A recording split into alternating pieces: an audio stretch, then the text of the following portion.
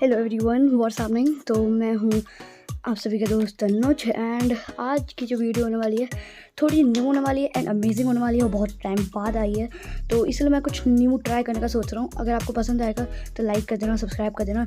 आज हम लोग करने वाले हैं कंपनी एनालिसिस।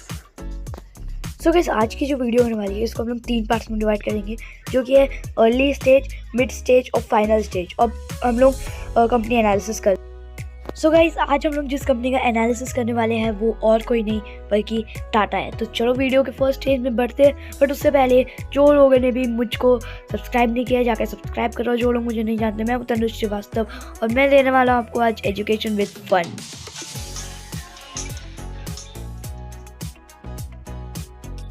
तो दोस्तों, हमारी जो कहानी है वो शुरू होती है ठीक 1822 में और ये ठीक 200 साल पहले की कहानी है। तो हमारी जो कहानी है वो शुरू होती है गुजरात के एक गांव से। एक प्रासी पीस के यहाँ पे नजरवान जी टाटा का जन्म होता है और यही टाटा के फाउंडर हैं। अपने गांव में ये बहुत ही ज़्यादा रेस्टलेस पर्सन थे और अपने गांव में एक लौते पर्सन थे जिन्होंने अपनी पूरी फैमिली के साथ बाहर जाने का फ़ैसला लिया।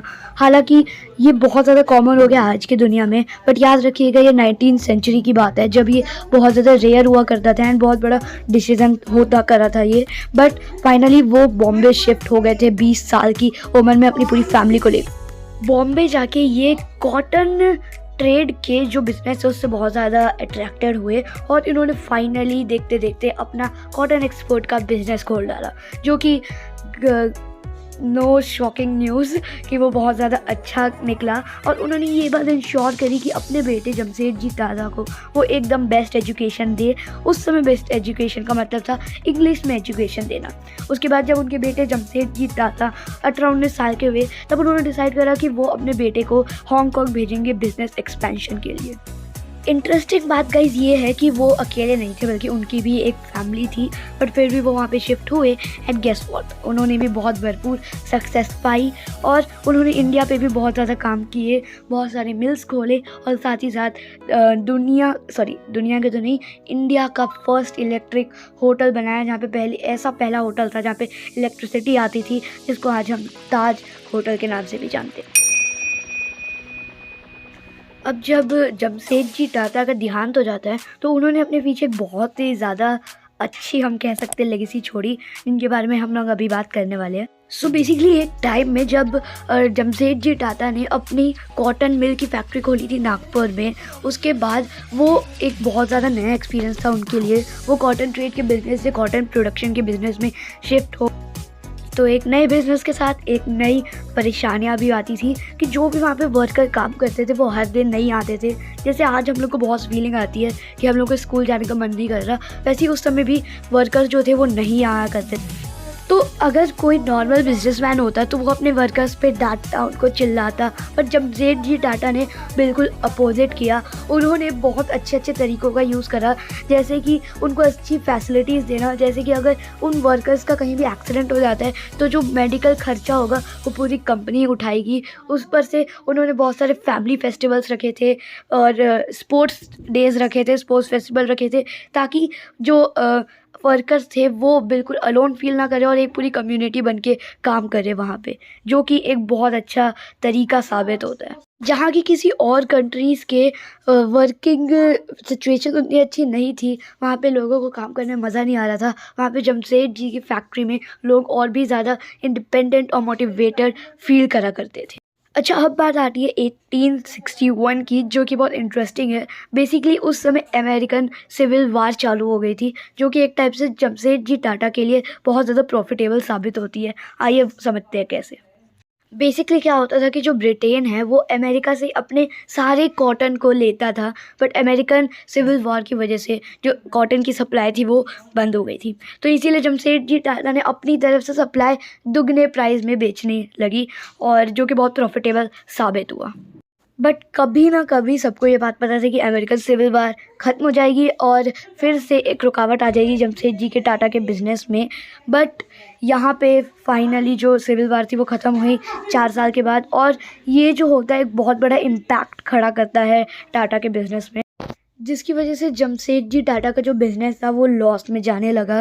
एंड लॉस की वजह से जो इन्वेस्टर्स थे वो जमशेदजी टाटा के पीछे भागने लगे कि हमको अपना रिटर्न वापस चाहिए। बट जमशेदजी टाटा भी बहुत ऑनेस्ट थे, उन्होंने थोड़े टाइम मांगा और अपने हिसाब से वो उन्होंने पैसे का मैनेज करा। बट जो इन्वेस्टर्स थे उन्होंने बहुत बड़ी शर्त सामने रखी कि जो जमशेदजी टाटा उनको अपने ऑफिस में 20 पाउंड्स की मंथली सैलरी में काम करना पड़ेगा। हालांकि वो उस कंपनी के ओनर थे तब भी, जो कि क्वाइट इंसल्टिंग बात है जमशेदजी टाटा के लिए, जो कि ये बात शो करता है कि जमशेदजी टाटा कितने ज़्यादा डिटरमाइंड थे और डिसिप्लिन थे। और सबसे इंटरेस्टिंग बात ये है कि उनके पापा भी ऐसे ही थे।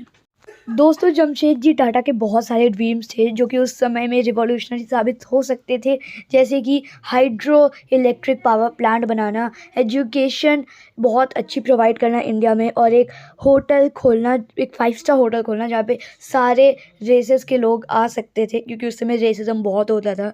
जिसमें से सिर्फ एक ही थर्ड वाला ड्रीम पूरा हो पाया, जो कि थोड़ा दुख वाली बात साबित होती है।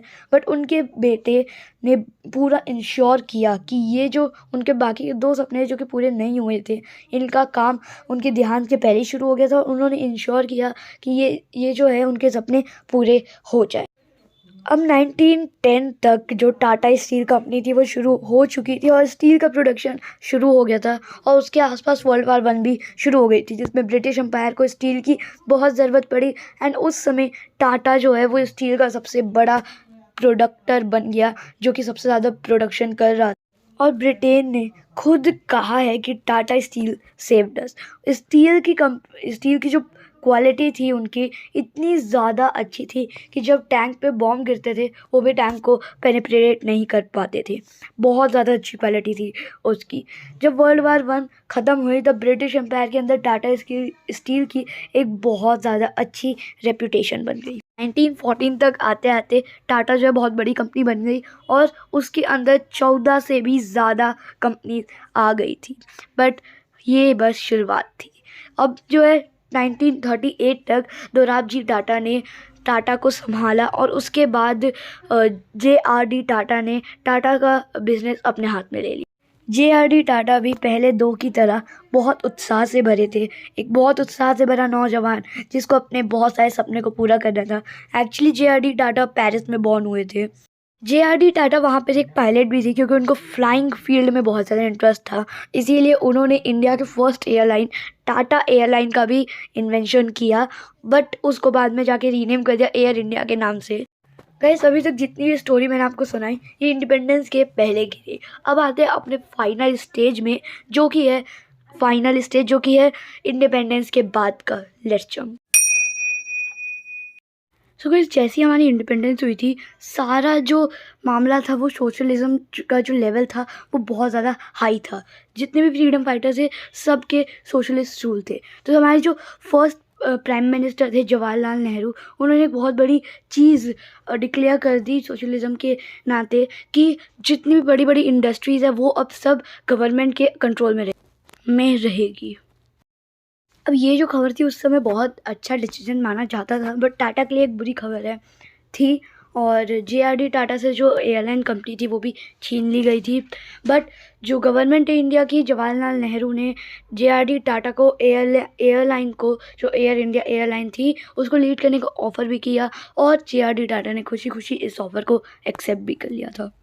इसके बाद JRD टाटा ने बहुत सारे सेक्टर्स में अलग अलग कंपनीज़ खोली, जैसे TCS, Tata salt, electronic companies, motor companies. तो बहुत सारी कंपनीज़ JRD टाटा ने खोली। अब इसके बाद जो है चेयरमैन रहे JRD टाटा इस चीज़ के बाद 52 ईयर्स तक, और इस पीरियड में टाटा के अंदर 95 कंपनीज़ आ चुकी थी। चलते चलते टाटा का जो बिज़नेस है वो कम होता गया।